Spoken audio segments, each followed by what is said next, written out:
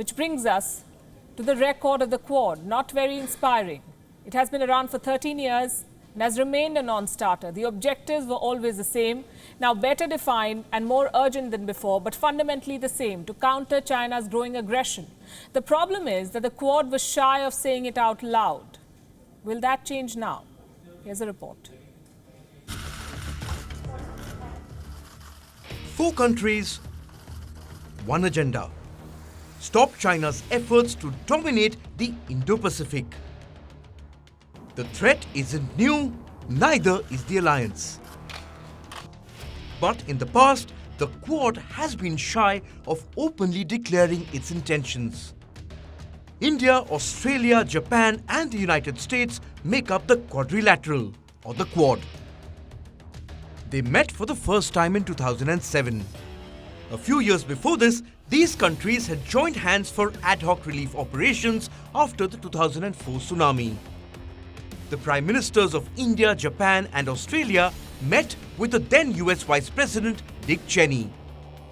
The first Quad summit happened on the sidelines of the ASEAN Forum.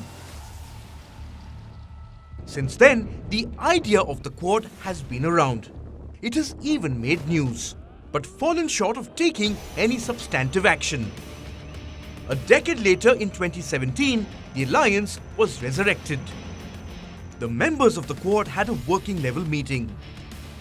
And now, in the middle of a pandemic, the foreign ministers have met in Tokyo.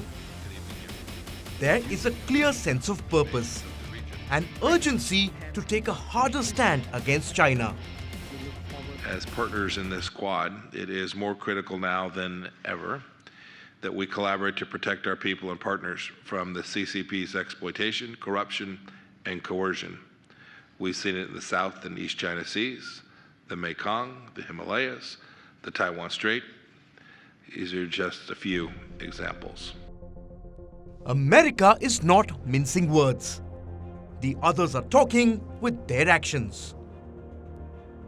Australia's Department of Defence has named China in its strategic assessment as a threat. It says that China is engaged in an active pursuit of greater influence in the Indo-Pacific. The report says that such actions could undermine stability in the region.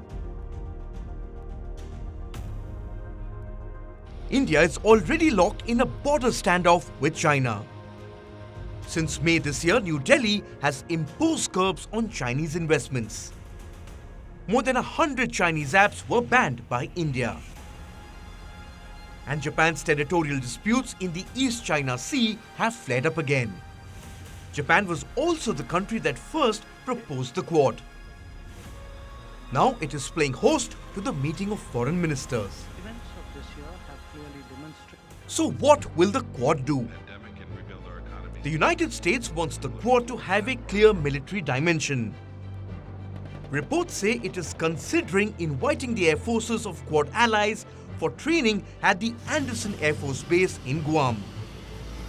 The Guam Air Base is a key United States military facility in the Pacific. It may also be China's first target if hostilities escalate between Beijing and Washington.